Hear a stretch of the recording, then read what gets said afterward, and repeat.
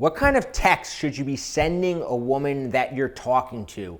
If you ever felt like when you're with a woman, it's easy to attract her, it's easy to move things forward, but then when you're away from her, that attraction just continues to fizzle out. Almost like there's a hump that you can't figure out how to get over, where a girl really falls for you and you can move things forward with her. One thing that's crystal clear though is that a larger and larger majority of your relationships now take place online or over text, which is why it's critically important to be able to continue building attraction, continue strengthening the bond between you and a woman with every message you send her. So what kind of texts accomplish this? I'm gonna give you 6 examples of how to make her fall for you every time she reads one of your messages. Hi, I'm Bobby Rio, and I don't think I need to stress to you how important texting is nowadays. If you want to move a relationship forward, you absolutely must know how to do it over text, because no matter how well you get along with a woman in person, if you're texting her and your texts aren't building on that attraction that she had felt for you, if your texts aren't strengthening that bond, pretty soon she's gonna pull away and you will lose her. So, quick disclaimer. Everything that I know about texting, I learned from my friend Rob Judge, who's the best I've ever seen at being able to convey an attractive personality, convey attractive traits over text. And that's what this video is all about. It's about expressing an attractive personality every time you text a girl, because that's what she falls in love with, is your personality. Because most guys are sending bland, boring texts where if she didn't see the name, she'd have no idea who sent them. They're lacking personality. So first, let's talk about the attractive traits, the attractive personality traits that you want to display over text. And then I'm going to give you specific examples of text messages that accomplish this. So the main traits that you want to display with your texts are: you want to display playfulness, cool vulnerability, leading the vibe, social proof, and flirtatiousness. So let's take a look at what I mean and how to infuse these traits into your messages. So let's start with some examples. Okay, so let's start with this idea of personality. You want to always make sure that every text you send infuses even a tiny bit of personality into it so that it is signaturely yours. What do I mean by that? I mean, you don't want her to be able to look at a text and not know who it was from because it's so generic. So imagine the typical nice guy, the typical guy who meets a woman. He's gonna send something like, "It was nice meeting you last night." Here's an example of how you can infuse your personality into a text. For lack of a more Shakespearean first text, just wanted to say, "It's Rob, enjoyed meeting you last night." So one little line, for lack of a Shakespearean first text, adds personality to it. Now, a couple things. First off, it's light, it's sort of funny, but it's not forced or try hard sort of way, right? A lot of guys go overboard and they try to come up with this hugely entertaining or inside joke sort of text. And that does convey personality, but it conveys a try hard personality. So you don't want to overdo it. And like I said, just one little line, like "for lack of a more Shakespearean first text," infuses a bit of personality into it, which is much better than the typical "it was nice meeting you last night." So the next example of an attractive trait is playfulness. Playfulness is probably one of the most important traits that you can have with a woman, because it allows you to move things forward, it allows her to have fun with you, it allows her to see a future with you. The good news is that playfulness is an attractive quality that is pretty easy to convey over text. It's one of the easier ones to convey over text. So a lot of guys are going to send, again, zero personality texts. Something like, "Hey, how's your day going?" There's zero personality in that text and zero attractive traits in that text. Compare that to this text. "Just saw an old man on a scooter with knee pads checking out babe. Made my morning." See, if you're reaching out with a woman just to stay in touch, and that's what a lot of guys do, is they just want to stay in touch. So they send, "Hey, how's your day going?" But if you're just reaching out to her, offer her something playful, something that'll make her smile, so that she associates sort of a better feeling than just how's your day going, which is like, I don't know, fine, I guess, right? Like, what is she going to write to that? So with this text, two things, right? There's two parts. The first is a description of something funny, and we can all find that, right? And that on its own doesn't convey personality, but it still puts a smile on her face. Just saw an old man with knee pads checking out Babe. Now, a couple things, right, that makes it his personality. One is checking out Babe. It's kind of a funny way to say that. And then the second part is made my morning. Made my morning is what really expresses personality in this text. That you're playful, that you don't take things too seriously, right? That's something that she can now associate with you, like this kind of fun, playful guy based on this text compared to how's your day going. So the next attractive trait that you can display over text is cool vulnerability. Cool vulnerability is when you allow yourself to be a little bit real with a girl, but not in a super vulnerable way that makes things awkward. So we all hear you should be vulnerable. Vulnerable where you go overboard and you tell her how your last girlfriend cheated on you and your dad didn't love you and all that sort of stuff. That is not cool vulnerability. That's stuff that you should save for your therapist. Cool vulnerability is where you show that you don't take yourself too seriously, that you're willing to laugh at yourself.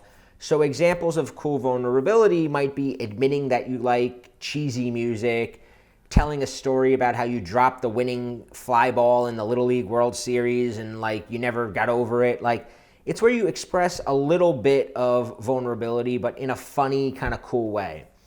So the text that I'm going to show you is an example of adding cool vulnerability into a text where you're apologizing. Because we've all been in this situation where we were hanging out with a woman and maybe we drank too much, maybe we did something stupid, and we have this decision to make. Do we apologize or do we ignore it? And a lot of guys overly apologize. I'm so sorry I did that last night. And that kind of makes things weird too. But if you ignore it, and she really was offended by what you did, that can also backfire. So this text is an example of cool vulnerability. Drunk me was misbehaving last night. My apologies for the poor behavior. Sober me gave him a stern lecture this morning and it won't happen again. So what woman is not going to laugh at that text? But at the same time, you're admitting that you got drunk, you acted a little stupid, you're being a little vulnerable about it, but in a cool way. Again, cool vulnerability shows a woman you don't take yourself too seriously, things won't get weird with you, and it is something that is attractive in a man. So the next attractive trait you can express over text is leading the vibe. So being the leader, moving things forward, this is an attractive trait in a man. So I want to give you an example of how to mix your personality into a text that is leading the vibe. So this text says, cancel your plans tonight. I'm preparing you a culinary experience that will rock your face off. So a couple things, right? Culinary experience, kind of a weird way of phrasing it, which in itself expresses a little personality. It could sound corny, except when you add that will rock your face off, it makes it more playful. So at the same time, you're leading the vibe because you're telling her, cancel your plans tonight, right? You're going to do what I suggest. We're going to do what I want to do. Cancel your plans. I'm doing this with you. That's leading the vibe, but you're infusing personality into it with using phrases like, instead of saying, I'm going to cook for you, I'm going to prepare you a culinary experience, instead of saying that you're going to love, that will rock your face off. It is a very distinct personality. And again, all the texts that I'm giving you examples of express personality. It may not be your personality, so you need to figure out, okay, how am I going to fit my personality into this, right? I might not say things like culinary experience or rock your face off, but what do I say and how can I infuse my personality into it?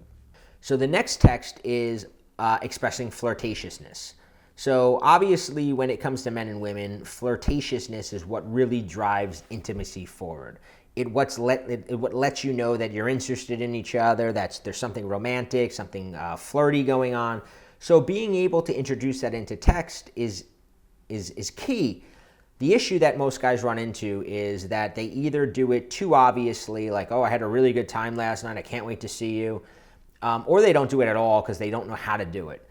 So I want to give you an example of how to do it in a way that is push-pull. Flirting is largely push-pull, which means you pull her towards you, and then you push her away. So this example is, it's stormy, wish you were here to cuddle under a fluffy blanket and watch a Rambo movie.